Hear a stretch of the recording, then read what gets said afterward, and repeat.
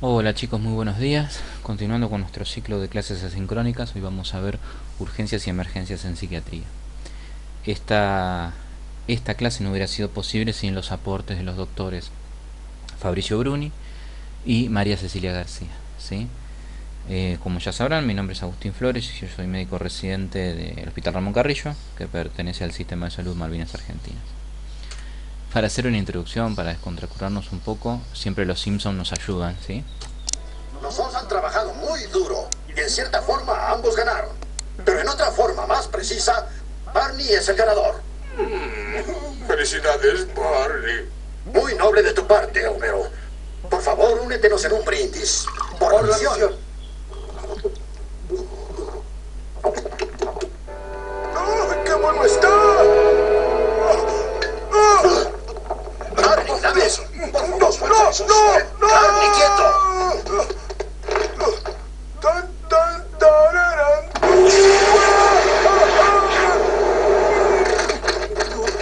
Fábrica de No lo entiendo. Era champaña sin alcohol. Bueno, Homero, por una emergencia eres el gran ganador. ¡Emergencia! Las dos palabras más dulces del idioma. ¡Emergencia! ¡Emergencia! ¡Emergencia! ¿Quién te dio eso? Mamá. Bueno, siguiendo y adentrándonos en el tema, vamos a definir primero lo que es urgencia y después lo que es emergencia, ¿sí? Urgencia es una palabra que es derivada del latín medieval urgere, que significa impeler, insistir, ¿sí? Y conceptualmente sepan que es una situación en donde no existe un riesgo inminente de muerte, pero sí se requiere una asistencia médica en un lapso reducido de tiempo para evitar que haya complicaciones mayores, ¿sí? Mayormente lo que vamos a ver en psiquiatría son definidos de manera técnica y concreta urgencias más que emergencias, ¿sí? La emergencia es una situación urgente, valga la redundancia, donde hay un peligro inmediato en la vida del paciente, ¿sí? Y tiene que haber una asistencia en 6 horas como máximo para evitar complicaciones mayores. ¿Está bien? Cuando hablamos de urgencia psiquiátrica, la Asociación de Psiquiatría Americana la define como una alteración aguda del pensamiento, estado de ánimo, comportamiento, relaciones sociales, que requieren de una intervención inmediata según lo define el paciente, la familia o la comunidad. Con lo cual van a ver que acá entran a gravitar otras cuestiones, porque la psiquiatría no es meramente una ciencia, o una especialidad en donde nosotros tenemos la completa decisión, digamos, nosotros como profesionales, sino que también se entiende en un contexto social, ¿sí? Y muchas veces hay otros actores, ya sea la familia o ya sea otros agentes sociales, ¿sí? Muchas veces lo que llega a nosotros en la guardia es un paciente más o menos tranquilo, pero hasta hace una hora estaba amenazando con un cuchillo a, a los padres porque las voces les decían que lo iban a matar. O estuvo haciendo disturbios en vía pública generado por voces, no una persona en sus cabales, sino alguien que no está en sus cabales y bueno, cuando llega a la consulta en guardia muchas veces está con otro comportamiento. Entonces nosotros nos valemos muchas veces de los antecedentes del paciente, de lo que nos dicen los familiares, de lo que nos dicen en general los agentes de la fuerza, porque generalmente vienen con policía, ¿sí? A la guardia. Bueno, eh, básicamente es que en una situación, en una urgencia, el comportamiento de una persona tiene el potencial de generar un resultado catastrófico, algo urgente, ¿sí? Este disturbio en la conducta puede causar tantos daños a él mismo como a otros, como a terceros. La ley habla de riesgo cierto e inminente, ¿sí? A veces es difícil poder definir lo cierto e inminente, ¿está bien? Pero bueno, nos vamos a detener en eso. Lo que queremos es que ustedes se lleven conceptos. Siempre cuando estén adelante de cualquier paciente, que ustedes están en una guardia y están adelante de cualquier paciente o familiares de los pacientes, Siempre tengan en cuenta esto, que les va a servir no solo si se dedican a psiquiatría, sino si se dedican a cualquier otra especialidad médica de, de la medicina, ¿sí? Las medidas iniciales de cuidado, bueno, brindar una atención digna, receptiva, humanitaria, o sea, ser educado, tratarlo bien al paciente, atender prontamente la urgencia para disminuir o evitar el sufrimiento, tanto del paciente como muchas veces de los allegados, garantizar condiciones de cuidado, no dejar a la persona sola. Siempre cuando llegan a una evaluación de psiquiatría, a veces derivado por clínica médica, nosotros pedimos que cuando lo deriven al paciente, en lo posible, obvio, casi siempre se puede, en lo posible no venga solo, ¿sí? Entonces no hay que dejar a la persona, al paciente en sí solo. Muchas veces se lo evalúa, se toma una conducta, a veces se le aplica alguna medicación. Mientras tanto necesitamos que haya un familiar,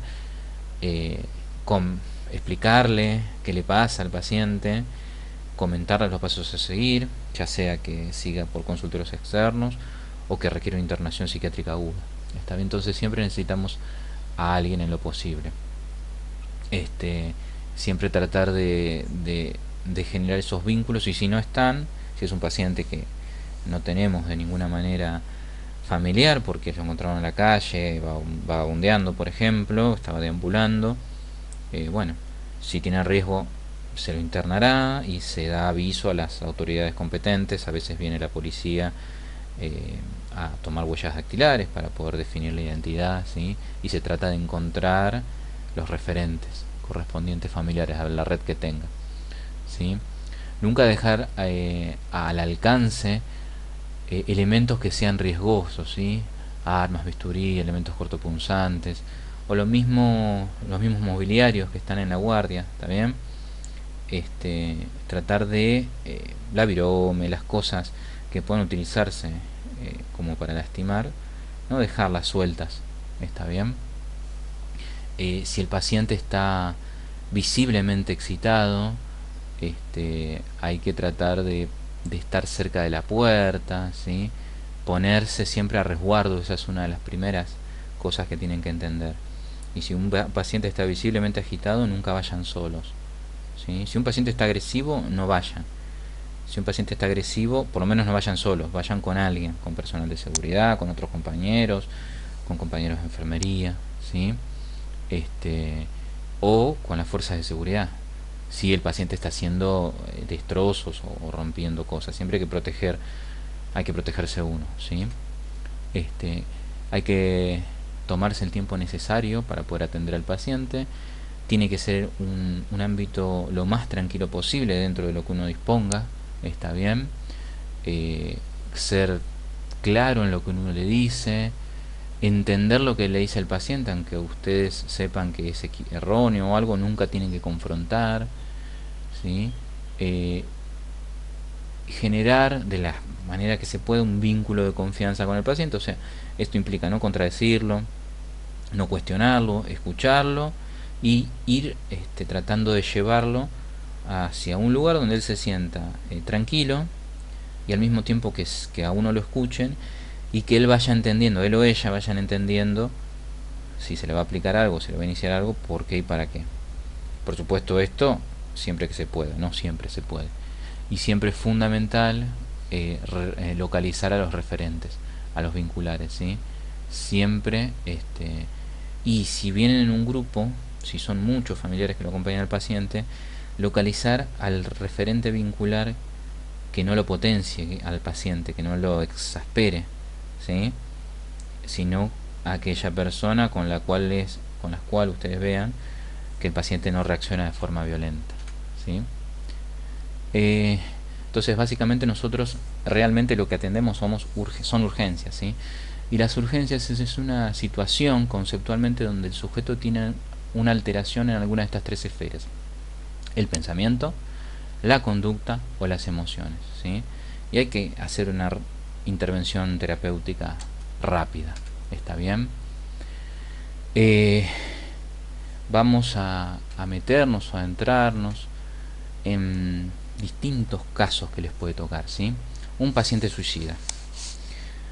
Les puede pasar que un paciente les refiere a ustedes que se quiere matar, ¿sí? Que lo ha estado pensando, que se quiere matar, en cuyo caso ustedes lo que tienen que hacer es escucharlo, tranquilizarlo, decirles que van a llamar a un psiquiatra, anotar todo esto en la historia clínica y hacer la interconsulta con el psiquiatra, ¿sí?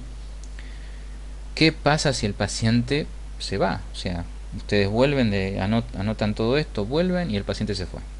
Bueno, si ustedes anotaron en la historia clínica que el paciente manifestó riesgo suicida, tienen que llamar y hacer la denuncia, ¿sí? a la policía, porque tienen que dejar notificado de esto. ¿Por qué? Porque si se suicida o algo, ya pasa a ser un problema, digamos, de seguridad en todo caso, ¿sí?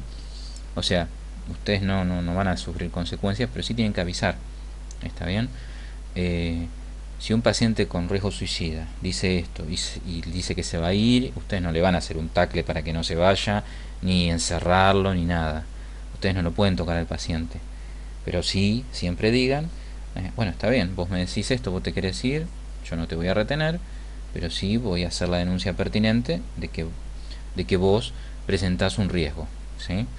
Y ya después el personal de seguridad se ocupará de, en todo caso, si el paciente lo localizan en la calle, buscarán el paradero, lo llevan a una guardia pertinente, ¿sí? En este caso una guardia de psiquiatría. ¿Está bien? Nosotros cuando evaluamos un paciente suicida, digo nosotros los especialistas, y esta es una información que a ustedes también les puede servir mucho, nosotros evaluamos los factores de riesgo, los factores protectores, el grado, la presencia y la determinación de la idea suicida, los planes para llevar a cabo esa idea y los motivos que lo podrían llevar a esta situación. Con todos estos datos, siempre apoyándonos en un familiar, en lo posible, valoramos esta idea suicida y determinamos el riesgo y qué conducta se sigue. Si el paciente requiere una internación aguda, si el paciente requiere observación y control, lo que sea, que eso lo determinamos nosotros. Los elementos que se evalúan son el sexo, ¿sí? Generalmente el hombre tiene una mayor tasa de suicidio consumado que la mujer, ¿sí? O sea, los varones tienden a concretar, ¿sí? Esto hablamos estadísticamente, ¿no? A concretar esta ideación, ¿sí? La raza y la migración, una pérdida en el núcleo familiar, un desarraigo, son factores que aumentan la ideación suicida porque básicamente lo que hacen es disminuir la red de sostén del paciente. El estado civil, las personas divorciadas o viudas tienen mayor tasa de suicidio que los solteros, y a su vez los solteros tienen mayor tasa de suicidio que los casados. Acontecimientos vitales relevantes, ¿sí? Después, si están en un medio urbano o un medio rural, en el medio urbano hay mayor tasa de suicidio. Todo esto es estadística, ¿no? La situación laboral, el desempleo, la inestabilidad, conflictos son factores que favorecen la ideación de muerte. Enfermedades médicas, hay ciertas enfermedades que aumentan la ideación suicida, fundamentalmente pacientes que reciben un diagnóstico reciente de HIV, por ejemplo, o algunos pacientes que reciben el diagnóstico reciente de cáncer, ¿sí? Muchas veces pueden tener aumentado, si estaban transitando ya alguna cuestión del estado del ánimo, esto puede potenciar la ideación de muerte, ¿sí? Trastornos psiquiátricos como la depresión, el trastorno límite de la personalidad, el trastorno antisocial, son también factores que aumentan la ideación suicida, ¿sí? Uno trata de explorar el método. A veces son fantasías, porque el paciente tiene la fantasía de no vivir más en este mundo, y otras veces es diferente. Otras veces le dicen, no, sí, mire doctor, ahora no tengo ganas, no tengo ni fuerzas, pero yo ya estuve mirando la distancia que hay entre el techo, la viga del techo y el piso, cuánto necesitaría de soga. Ya ahí hablamos de algo diferente, sumado hacia antecedentes en la familia de suicidio, por ejemplo, ¿sí? La peligrosidad del método siempre, o hablamos de letalidad del método, es la posibilidad que tiene el método que utilizó el paciente de poder generar la muerte. No es la misma letalidad alguien que utiliza un arma de fuego, alguien que se ahorca o alguien que toma pastillas, ¿sí? Que tiene una sobreingesta. Nosotros miramos todo eso, ¿está bien? ¿Cuál es la finalidad? Y también qué les dice, qué nos dice en realidad si le planteamos, bueno, sí, está bien, lograste, lo consumaste, y entonces cuando lo confrontamos con la idea, ¿se solucionó algo? O sea, vos no estás en este mundo, ¿solucionaste algo o no? Si el paciente no remite en ningún momento, es un paciente de riesgo elevado. Como podemos ver en este flujograma, evaluamos sucesos vitales estresantes, si hay otras cuestiones de depresión o trastornos mentales graves, ¿sí? Esos elementos pueden derivar en una ideación suicida. La ideación suicida tiene factores que están relacionados con la conducta, que son la impulsividad, o sea, la desesperanza, el pesimismo, el acceso fácil a los métodos letales y el poco apoyo familiar o social. Todo esto deriva finalmente en pasar de una ideación suicida a una conducta suicida. Para hacer un pequeño resumen, ustedes lo que tienen que saber es que un paciente que en la guardia le dice que se quiere suicidar, lo anotan en la historia clínica, le dicen al familiar que necesitan la evaluación, que para poder darle el alta necesitan la evaluación del especialista de psiquiatría, ¿sí? Que el paciente puede rechazar, nadie lo va a obligar a que se quede, pero en cuyo caso uno tiene que avisar, ¿sí?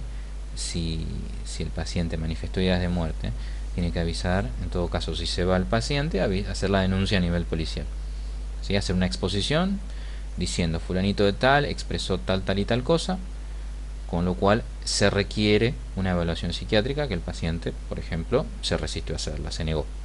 Bueno, eso a grandes rasgos. Para sacar algunos mitos, aquel que avisa que se va a suicidar efectivamente lo puede hacer. Estos mitos a veces urbanos de decir que el que avisa no lo hace y ese tipo de cosas, no es así. Pacientes con mayor riesgo, pacientes viudos o solteros, varones, ¿sí? Por ejemplo, esos son factores de riesgo, factores protectivos. La fe, muchas veces, personas religiosas, por una cuestión de lo que dice el dogma de la fe sobre los suicidios, muchas veces es un factor protector para que el paciente no llegue a consumar el acto, ¿sí? Muy bien, seguimos. Otra situación en una guardia, en una urgencia psiquiátrica, crisis de angustia o crisis de ansiedad, que es una sensación desmedida de alerta, de inquietud, de aprensión, de desamparo, miedos. Ustedes van a ver en estos pacientes que hay una exacerbación en la activación del sistema simpático, ¿sí? Taquicardia, sudoración, van a estar con hipertensión, muchas veces manifiestan disnea, ¿sí? Por supuesto hay que descartar cuestiones orgánicas, pero si se descartó lo orgánico es una crisis de angustia, ¿sí? A veces pueden ser reactivos a cuestiones vitales o reactivos a sustancias, ¿sí? O a cuestiones orgánicas. ¿Está bien? Si se descarta todo lo orgánico y el consumo de sustancias, quedan cuestiones psicógenas o de situaciones vitales, que en cuyo caso ahí es menester de seguir el tratamiento con psiquiatría. ¿Está bien? Esto es un capítulo importante que ustedes tienen que saber. Un paciente agitado y violento, porque les puede pasar, no, les va a pasar. Cualquier especialidad que hagan, se pueden encontrar con un paciente agitado o violento, ¿sí?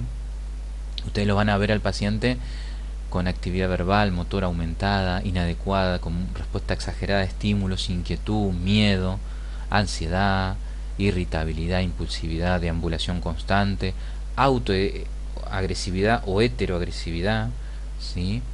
Van a ver que el paciente es un león enjaulado, ¿sí?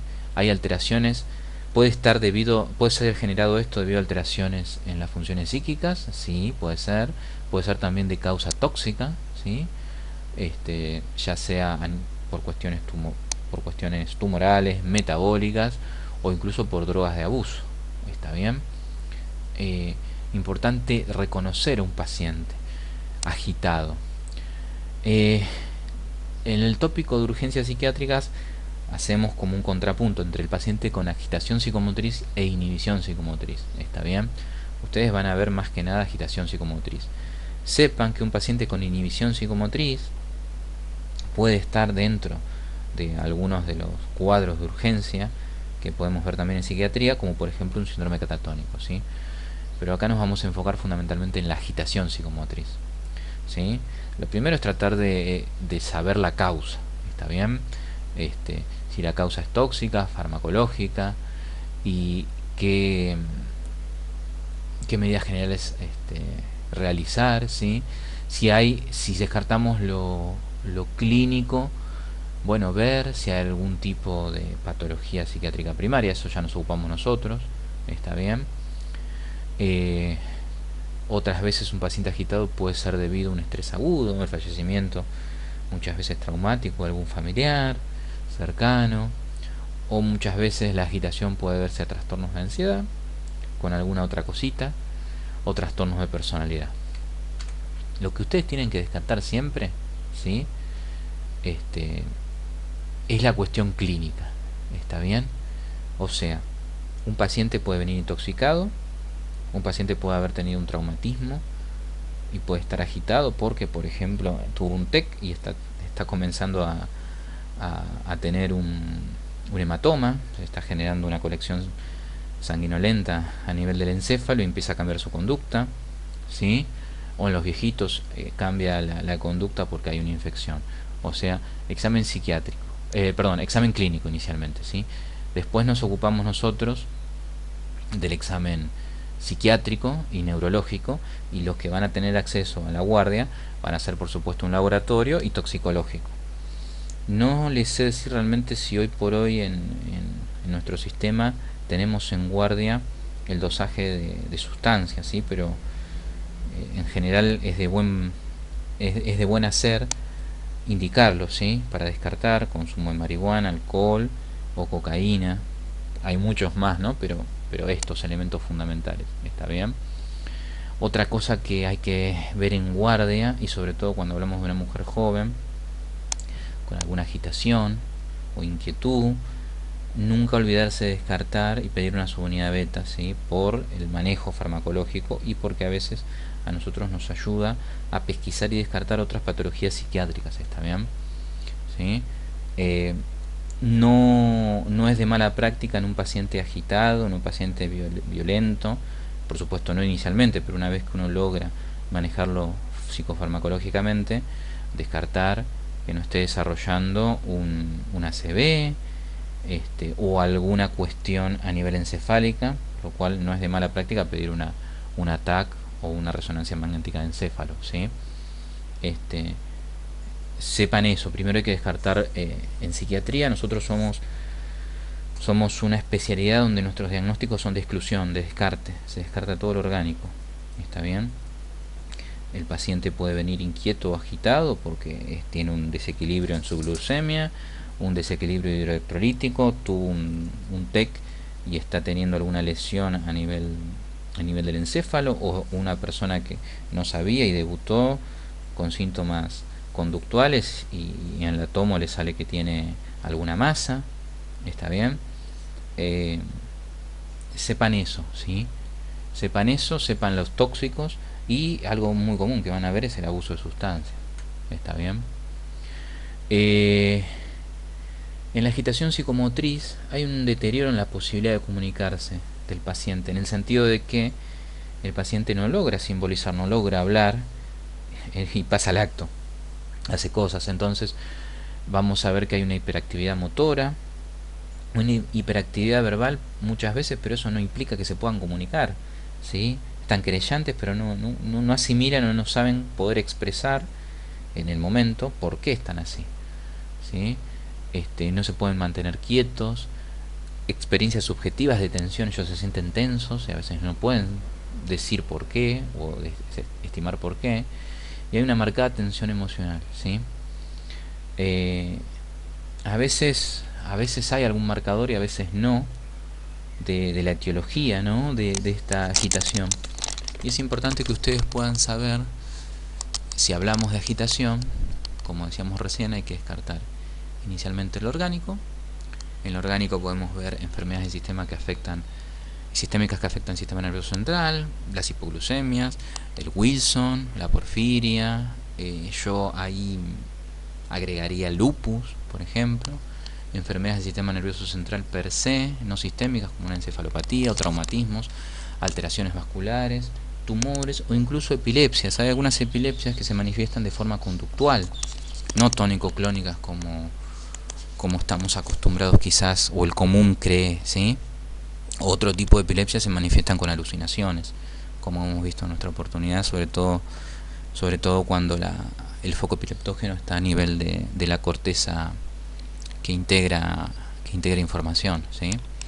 Otra de las causas orgánicas puede ser por tóxicos, ya sea por fármacos o por sustancias, alucinógenos, alcohol, estimulantes, opiáceos, ¿sí? Dentro de los alucinógenos, el LSD, el cannabis, y dentro de los estimulantes, la cocaína y las anfetaminas, ¿sí? Sacando lo orgánico, otras causas de agitación pueden ser reactivas, catástrofes, conflictos familiares. Las catástrofes son mucho más evidentes, fugas disociativas que se han visto, por ejemplo, en catástrofes muy importantes, por ejemplo los chicos que estuvieron, digamos, en lo que fue el desastre de Cromañón, pacientes que aparecieron deambulando y no recordaban nada, o que llevaron a sus amigos o gente que estaba herida varias veces haciendo viajes, yendo y viniendo a Cromañón para llevarlos a la guardia, y que después se los encontraba agitados, caminando, deambulando, sin recuerdo de lo último que había pasado, ¿sí? Eso debido a las catástrofes. Y a lo último derivamos en los que son las causas de agitación, pero psiquiátricas, ¿sí? Trastornos de personalidad, retraso mental, demencia, trastornos delirantes, trastorno bipolar, esquizofrenia. Yo me animaría a ser más general y decir psicosis, ¿está bien? Pero como van a ver, como están viendo, primero se descarta lo orgánico y lo reactivo, ¿sí? ¿Cómo poder ver o evidenciar signos previos a la violencia, ¿sí? O sea, ustedes sepan que un paciente inquieto y querellante, un paciente que agrede verbalmente o es hostil, por lo menos está avisando que va a haber violencia. Ni hablar de un paciente que agrede físicamente, ya sea, a ver, no digo que les revolee algo, pero digo que, por ejemplo, haga la demanda de empujarlos a ustedes en la guardia, ¿sí? Esas son fases de violencia y esos son grupos. Está bueno poder establecer el riesgo, ¿sí? Sepan que si ustedes están, insisto, ante un paciente con agitación, un paciente que ustedes ven que está violento, no vayan solos, ¿sí? No vayan solos, vayan con algún otro colega, vayan con el enfermero, vayan con el personal de seguridad, no vayan solo a hablar con el paciente. Si lo hablan, si se ponen adelante de él, si intentan entablar un diálogo y ven que es imposible, que el paciente no escucha ningún tipo de razón o algo, salgan de ese medio, o sea, eviten la situación y llamen a seguridad, ¿sí? No lo confronten nunca, no lo contradigan nunca, ¿está bien? Bueno, como grupos de riesgo de agitación los dividimos en potencial, inminente y emergente, ¿sí?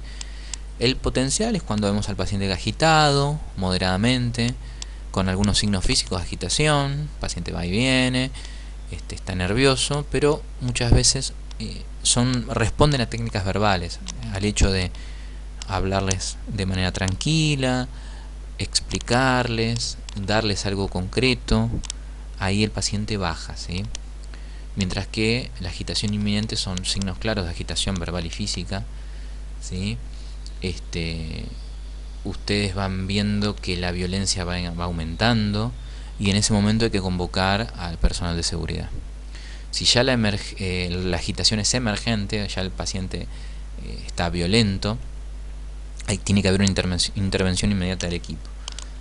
Y muchas veces puede derivar en aplicarle medicación en contra de la voluntad del paciente y tener que indicar una sujeción mecánica terapéutica, ¿sí? En los pacientes con agitación emergente, lo que se sugiere es que vaya una persona por cada miembro, ¿sí? O sea, si el paciente los va a agredir o algo, por lo menos tienen que ir con 4 personas más. Y si el paciente va a agredir o algo, cada persona sostiene un miembro, o sea, miembro superior derecho, izquierdo, inferior derecho, izquierdo, y se le aplica una medicación, ¿sí? porque no es solamente la cuestión de agresión hacia ustedes o hacia cualquier persona, es también lo que puede derivar en ese acto de violencia de lastimarse al mismo paciente. O sea, es una medida de resguardo para el paciente y también para el personal, ¿sí? ¿Cómo hacemos, cómo tratamos la agitación? ¿Sí? Primero, la gestión ambiental y de organización, o sea, tener un ámbito tranquilo donde no haya elementos que puedan utilizarse como arma, esto que yo les decía, de en la guardia no tener elementos que el paciente pueda tomar a la mano para lastimarlos, a ustedes o a cualquiera de sus compañeros, ¿sí? Uno ponerse cerca de la puerta, muchas veces se invierte el escritorio o el lugar donde se lo atiende y el paciente se queda en sentido contrario a la puerta de escape, o sea, ustedes pueden tener la puerta a tiro de poder salir de esa situación de violencia, ¿sí? Primero, la gestión ambiental. Segundo, un diagnóstico precoz de riesgo de agitación, esto que hablamos recién de potencial inminente o emergente, ¿sí? De acuerdo a lo que ustedes vayan viendo. Después hay que tomar una determinación para detener el curso que en general va creciendo de la violencia, ¿sí? Si el paciente responde a una contención verbal, invitarlo, a indicarle una medicación. Después vamos a ver levemente que se dan en general la combinación de benzodiazepinas más antipsicóticos incisivos, ¿sí? Se puede dar por vía verbal tranquilamente y eso lo va a bajar mucho el paciente. Elemento importante es el manejo de la actitud y del comportamiento, fundamentalmente de ustedes, chicos. A ver, si el paciente está violento o querellante, no discutan, no lo confronten, tranquilícense, acuérdense que están delante de un paciente, les puede decir un montón de cosas, ustedes no tienen que reaccionar y piensen, para no enojarse, piensen realmente que puede ser algún paciente que tenga alguna cuestión psiquiátrica primaria y que eso que ustedes ven tiene que ver con el curso de su patología, ¿sí? Con lo cual no lo tomen como algo personal y traten de no confrontar y salir. O sea, si ven que los insulta o algo, se van de esa situación, o cuando van a hablar con un paciente así, van con personal de seguridad, con compañeros, no vayan solos, ¿sí? Finalmente lo que queda es el manejo farmacológico. Si el paciente responde a medicación vía oral, porque logran convencerlo y baja su agitación, se le da vía oral. Y si el paciente en general está con una violencia emergente, muchas veces puede requerir de lo que es la sujeción mecánica terapéutica. La sujeción mecánica terapéutica puede y de hecho es una medida terapéutica, pero si está en el contexto adecuado, indicada por los profesionales y justificada, ¿sí? Muchas veces si se ve de afuera puede, de hecho algunos colegas piensan que es algo no solo restrictivo sino casi como una tortura, pero realmente no es así. Si el paciente está muy agitado, si ven que está violento con ustedes, con él mismo y con sus familiares, que no responde, bueno, muchas veces hay que contenerlo. Por supuesto, contenerlo y aplicarle una medicación. Cuando se hace esto, yo muchas veces a los pacientes les explico que realmente también uno indica la sujeción, porque la medicación que se da intramuscular en estos casos genera una somnolencia importante y una incoordinación. Y una cosa un elemento fundamental que tenemos nosotros en nuestro ejercicio es el no dañar.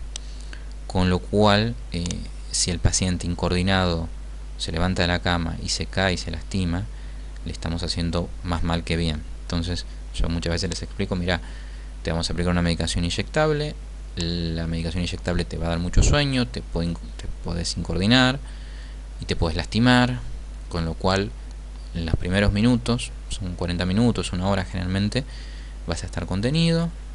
Y después al paciente, si no está somnoliento o no hay riesgo de caída y además bajó la impulsividad, se ordena descontención. Esto se anota en la historia clínica siempre, ¿sí? Paciente con excitación psicomotriz, con riesgo de auto y heteroagresividad, se indica medicación, aplicación de medicación inyectable, haloperidol o lorazepam generalmente, por riesgo para sí, por la posibilidad de incoordinación, caídas de propia altura y traumatismos, se indica sujeción mecánica terapéutica. Y la sujeción mecánica terapéutica se pone y se indica también que la cabecera tiene que estar a 45 grados, que tiene que haber control estricto de signos vitales al menos cada media hora o 40 minutos, que tiene que haber un control de los sitios de sujeción, o sea, tiene que pasar el dedo por debajo de los sitios de sujeción, porque si no le corta la circulación, que el paciente tiene que estar asistido en hidratación, en alimentación e higiene de ser necesario, ¿sí? Y bueno, y uno lo va supervisando, y en el momento que ya cese, el paciente esté más tranquilo, que cese el riesgo de que se pueda lastimar a sí mismo o a otros, se ordena la descontención. Todo esto es mucho más sencillo cuando hay un familiar de por medio, ¿sí? Para explicar esto, explicarle al paciente muchas veces no le va a gustar, pero ustedes siempre tienen la obligación de hacer lo necesario para que él no se lastime, para que no lastime a un familiar, ¿sí? Generalmente las situaciones agudas de violencia siempre bajan, ¿está bien? No es algo que es constante, siempre descienden. Es una medida última, pero es una medida posible, ¿está bien? Y bueno, como intervenciones psicosociales siempre lo mismo que hablamos recién.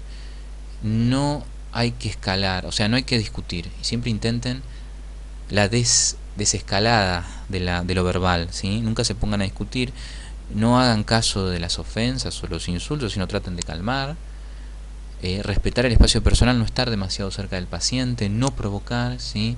Tratar de escuchar empáticamente, incluso no estando de acuerdo o cuando el paciente dice incoherencias, escucharlo, no confrontarlo, no amenazarlo, no contradecirlo, ¿sí?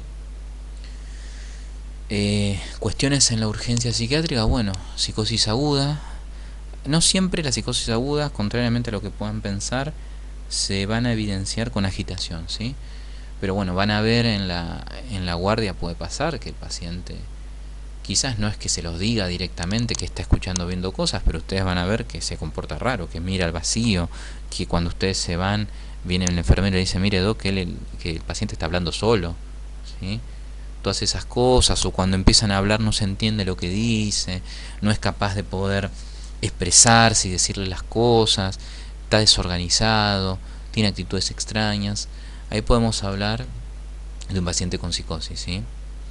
El abordaje psicofarmacológico y mecánico en el sentido de una sujeción mecánica terapéutica, en el contexto de una agitación, como hablamos recién, ¿sí? Lo que es la agitación es algo troncal a cualquiera de las urgencias que podemos ver en psiquiatría y en cualquier especialidad médica, ¿está bien? Otra cosa que podemos ver en las urgencias, los psiquiatras, son el síndrome confusional, ¿sí? Donde generalmente son ancianos que de un momento para el otro empiezan a tener disminución en su nivel de conciencia, y que de hecho el nivel de conciencia va alternando. Están mejor durante el día, por ejemplo, y empeoran a la noche, o al revés, ¿sí? Cuando no están bien, dicen y escuchan o ven cosas o se comportan de manera desorganizada, y después eso remite y están más tranquilos y son más ellos mismos. Esta alternancia en lo que es el estado de vigilia nos tiene que hacer sospechar de un síndrome confusional, ¿sí? Como saben, las causas pueden ser metabólicas, tumorales, infecciosas, tóxicas, causas clínicas, ¿sí? Siempre es alguna cuestión que se resuelva eminentemente clínica, el síndrome confusional. Lo otro que van a ver, créanme que lo van a ver, es el abuso de sustancias, y muchas veces van a tener que ver con estos pacientes que tienen una agitación psicomotriz, ¿sí? O muchas veces, además de la violencia, la beligerancia, a veces tienen síntomas psicóticos en el contexto del consumo de sustancias, ¿sí? La intoxicación en sí es una emergencia, como cosas grandes generalmente deben tener un poco más de cuidado con los pacientes con consumo de alcohol. La deprivación rápida y abrupta del alcohol puede generar un delirium tremens que es jorobadísimo, y sobre todo si un paciente viene con o tiene problemas de consumo de alcohol y vino intoxicado, tengan cuidado, chicos, no se olviden que genera una alteración en el control de la temperatura y muchas veces desarrollan una hipotermia. No se olviden de, además del suero que le van a poner en la guardia, ponerle una mantita, abrigarlo, porque las complicaciones que genera la hipotermia a veces no solamente son previsibles, sino que es generarse trabajo de manera innecesaria y se puede suplir abrigando al paciente, pero tienen hipotermias muy importantes los que consumen alcohol, los pacientes con consumo de alcohol, ¿sí? Después lo que es desintoxicación en comunidad, todo eso no lo vamos a abordar porque no es algo que me interese que ustedes puedan saber, ¿sí? Salvo que después elijan nuestra especialidad. ¿Cómo abordamos psicofarmacológicamente un paciente en guardia agitado? A ver, ustedes estos no lo tienen que saber, pero les va a servir para la vida. En las emergencias psiquiátricas, un paciente agitado se le aplica, y no está mal, y lo puede indicar cualquiera, una ampolla de haloperidol y una ampolla de lorazepam, ¿sí? Haloperidol de 5 miligramos y lorazepam de 4 miligramos, ¿sí? El lorazepam y el haloperidol se pueden mezclar en la misma jeringa, no precipitan, diferente si fuese haloperidol y diazepam, ¿sí? La única restricción que tiene el lorazepam es que tiene que tener, para ser viable, tiene que estar conservado en frío, ¿sí? La dosis de esto puede repetirse cada 30 a 60 minutos y en 24 horas no se puede superar de 10 a 15 miligramos de haloperidol. Básicamente, no pueden dar más de 3 aplicaciones en un día. Si tienen que dar más de una aplicación, tienen que ser con un lapso de aproximadamente media hora. Algunos dicen 20 minutos, ¿sí? Y esto universalmente está aceptado. Cosas grandes. Haloperidol siempre se pasa por vía intramuscular en una urgencia, ¿sí? Pacientes, yo he visto pacientes agitados que otras especialidades le pasan, porque tiene una vía el paciente, haloperidol intravenoso o endovenoso. Eso es mala praxis. El haloperidol como antipsicótico incisivo, ¿sí? Como todos los antipsicóticos, tiene riesgo de arritmias, es arritmogénico. Por eso se lo pasa intramuscular, porque el pasaje es menos abrupto a vía sanguínea y hay menor riesgo de que se desarrolle un episodio de arritmia, ¿sí? Pueden llegar a una torsión de punta. Con lo cual, el paciente agitado, violento, que ustedes en la guardia no tienen a mano un psiquiatra y tienen que indicar sujeción mecánica de 4 puntos, significa miembros superiores y miembros inferiores. De 5 puntos, si está muy agitado, es miembros superiores, inferiores y pechera, o sea, contener lo que es el tórax, ¿sí? Aplicarle una ampolla de lorazepam y una ampolla de haloperidol no está mal. Lo único que tienen que hacerlo es aplicarlo de manera intramuscular, ¿sí? No más de 3 en el lapso de 24 horas, y si tiene que aplicar más de una, tiene que esperar entre una aplicación y otra de 20 a 30 minutos. Cosas grandes que les puede servir en la vida médica. Nunca se pasa el haloperidol endovenoso porque puede generar torsión de punta, es arritmogénico. ¿A quién no le tienen que pasar un haloperidol y un lorazepam, o un haloperidol y un diazepam? Con los pacientes que tienen una agitación por consumo de sustancias, ¿sí? Ahí solamente le pasan una ampolla de lorazepam o de diazepam. Esto no se los voy a preguntar en el examen, pero les va a servir para su vida médica, y el día de mañana, si están solitos con su alma en una guardia y viene un paciente que quiere romper todo, que no hay manera de poder bajarlo y tienen que indicar una contención y que no saben cómo manejar la agitación, alope y lora, una ampolla de haloperidol, una ampolla de lorazepam, una ampolla de haloperidol y una ampolla de diazepam. Cualquiera de los dos está bien.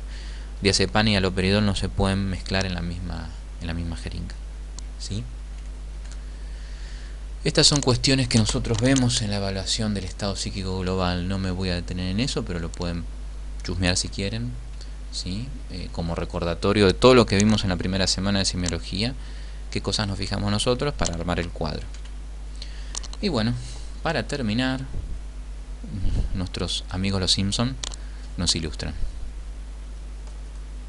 Primero un minuto. Ahí está. Quiero ayudar a Ned a expresar su ira en dosis saludables. Necesito a alguien tan irritante que Ned simplemente no sea capaz de reprimir su rabia. Homero, ¿puede llegar a ser tan irritante? ¿Qué? Pase, por favor.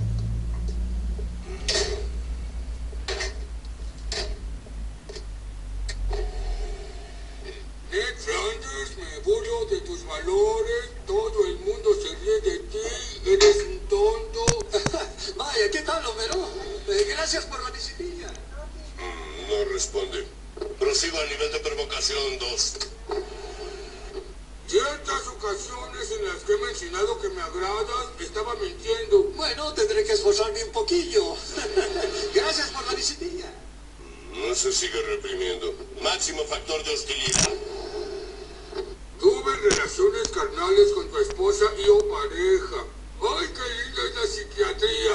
¿O qué? ¿O cómo? Muy gracioso, Pillín.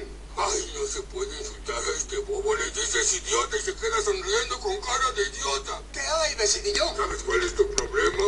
Tienes miedo a ser normal. ¿Y por qué iba a tener miedo de eso? Porque la gente normal es odiosa. A veces la gente es molesta. Bueno, tal vez algunas personas, los riquillos. No encuentro lo que está diciendo Homero. ¿Tú escribiste eso? Es lo que siempre he ¿Te pensado. gustó? Vamos, Flanders. Tiene que haber algo que odies. ¿Los piquetes de mosquito? Qué divertido rascarse. Qué agradable. Bueno, la luz fluorescente. Zumba como Los Ángeles. Nunca estás solo con una luz fluorescente. ¿Lo ves? A ti te gusta todo. No es cierto. No me gusta el servicio de la oficina de correos. Ya sabes, puras prisas. Entra, sale. Luego con esas máquinas en el vestíbulo son muy rápidas, nadie te ayuda. Se podría decir hasta que odio la oficina de correos y a mis padres. Picnics mugrosos. Oye, me sentí muy bien. Dijo que odia a sus padres. ¿Sabes lo que significa? ¿Qué opina? No está curado. Eso iba a decir. Bueno, para terminar, chicos, espero que les haya sido de utilidad esta clase. Y bueno, y la cursada, y bueno, fue un gusto poder conocerlos. Queda pendiente una clase más, que va a ser el día de mañana. Muchas gracias por todo, chicos. Hasta luego.